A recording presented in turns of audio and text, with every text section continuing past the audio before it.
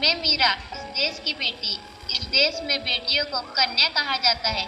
उसे लक्ष्मी, सरस्वती, माँ दुर्गा के रूप में देखा जाता है और नवरात्रा के दिनों में तो साक्षात उसे घर घर में पूजा जाता है।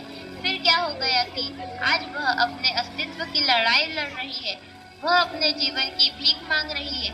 अरे, बेटी तो हर घर की शान है, उसी से घर में रोशनी है। बेटी तो घरों को जोड़ती है। तो आइए, बेटियों के सम्मान में हम एक नाटक प्रस्तुत करने जा रहे हैं, जिसका शीर्षक है बेटी बचाओ बेटी पढ़ाओ। मीरा, ओ मीरा, तुमने मुन्ना को कहीं देखा क्या? पता नहीं सुबह सुबह कहाँ चला गया। अभी उसने कुछ खाया भी नहीं, दूध भी नहीं पिया और स्कूल जाने की तैयारी भी तो करनी है। नहीं माँ, मैंने तो मुन्ना को नहीं देखा। मैं तो सुबह से बर्तन ही धो रही हूँ। माँ, मुझे भी स्कूल जाना है। मुझे पढ़ना लिखना बहुत अच्छा लगता है। मेरा भी दाखिला स्कूल में करा दो ना माँ। ए छोरी, बड़ी है स्कूल जाने वाली, घर के कामकाज अच्छे से सीख ले। आगे चलकर यही तेरे काम आने वाले। पढ़ लिख कर कौन सा तुझको कलेक्टर बनना है? जल्दी जल्दी बर्तन साफ कर। माँ जी, मीरा को भी स्कूल में दाखिला दिला दीजिए ना, उसे भी पढ़ना लिखना जरूरी है। तू चुप कर, पढ़ना लिखना ये तो केवल लड़कों का काम है। उन्हें आगे चलकर घर गृहस्थी की जिम्मेदारी जो संभालनी होती है।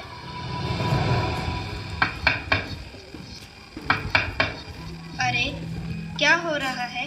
कौन किसकी जवाबदारी संभाल रहा है? और हमारी मीरा बेटी क्यों रो रही है? देखिए ना डॉक्टर दीदी, दादी मुझे स्कूल ही जाने नहीं देती। कहती है तुझे पढ़ लिख कर क्या करना है, आगे चल के चूल्हा चौका ही तो संभालना है। अरे, यह तो बहुत गलत बात है माँ जी। क्या आपको नहीं लगता कि हम बेटियां भी पढ़ लिख कर आगे बढ़े? आज समाज बहुत आगे बढ़ गया है माँ जी।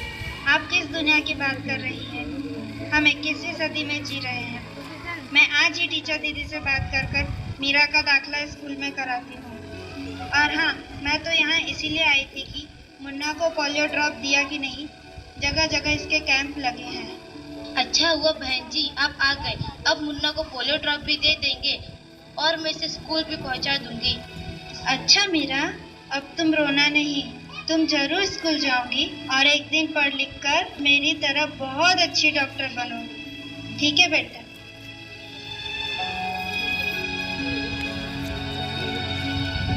बहू, जरा एक गिलास पानी तो लाना। अभी लाई बाबूजी। ये लीजिए बाबूजी। अरे ये देखो, अखबार में प्यारी बेटी के बारे में कितनी सुंदर कविता आई है। आओ मैं तुम्हें यह कविता पढ़कर सुनाता हूँ। कहती बेटी बाह पसार, मुझे चाहिए प्यार दुलार। बेटी की अनदेखी क्यों करता है निष्ठुर संसार। सोचो जरा हमारे बिन बसा सकोगे घर परिवार। गर्भ से लेकर यौवन तक मुझ पर लटक रही तलवार। मेरी व्यथा वेदना का अब हो स्थायी उपचार।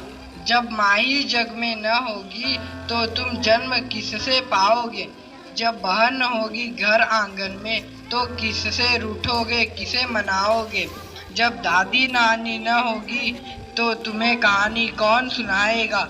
जब कोई स्वप्न सुंदरी ही न होगी तो तुम किससे ब्याह रचाओगे।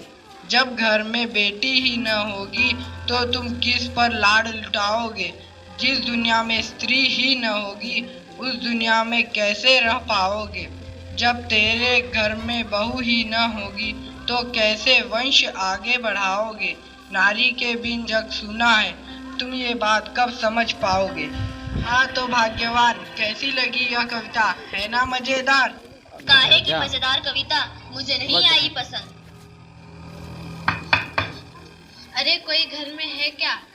आइए आइए टीचर दीदी, हम आप ही का इंतजार कर रहे थे।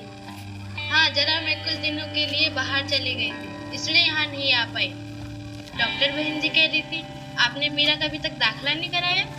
ये तो बहुत होनहार छात्रा है, हमेशा अच्छे अंक लेकर उत्तीर्ण होती है। हाँ, मैं भी तो यही चाहती हूँ कि मीरा स्कूल जाए, खूब पढ़े, पर मेरी यहाँ सुनता कौन है। हाँ हाँ, खूब पढ़ाओ लड़की को और बाहर भेजो। जब कुछ गलत सलत हो जाएगा ना तो मुंह छुपाने की भी जगह नहीं मिलेगी। अरे माँ जी, आप कहाँ की बात कहाँ लेकर बैठ गई? मीरा को 10वीं तक तो पढ़ाई पूरी कर लेने दीजिए।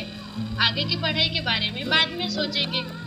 हाँ टीचर दीदी, हम मीरा को अवश्य स्कूल भेजेंगे। मैं उसे मेरे जैसा अनपढ़ नहीं रहने दूंगी, उसे खूब पढ़ाऊंगी। कल मीरा को तैयार रखना, मैं उसे लेने आऊंगी। क्यों दादाजी, सही कहा ना मैंने? हाँ हाँ बेटा, बिल्कुल सही कहा। मैं तो कब से कह रहा हूँ कि मीरा को भी स्कूल जाने दो। प्रणाम दादाजी। प्रणाम बेटा।